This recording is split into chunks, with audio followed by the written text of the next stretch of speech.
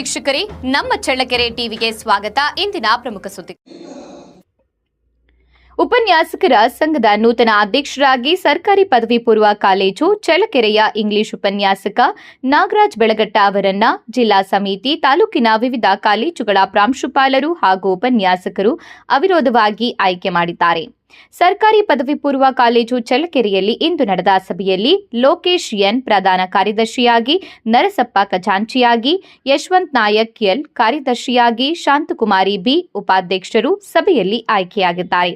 ಸಭೆಯಲ್ಲಿ ಪ್ರಾಂಶುಪಾಲರಾದ ಕುಮಾರಸ್ವಾಮಿ ಭೀಮಾರೆಡ್ಡಿ, ಶ್ರೀಮಂತಕುಮಾರ್, ಚಂದ್ರಣ್ಣ, ಸೋಮಶೇಖರ್, ಜಿಲ್ಲಾ ಸಮಿತಿಯ ಪರವಾಗಿ ಉಮೇಶ್ ಉಪನ್ಯಾಸಕರು ಹಾಗೂ ತಾಲೂಕಿನ ನೌಕರರ ಸಂಘದ ನಿರ್ದೇಶಕರಾದ ಶ್ರೀನಿವಾಸ್ ಎಂ, ಜಬೀವುಲ್ಲಾ, ಮಲ್ಲೇಶ್, ಮಂಜುನಾಥ್,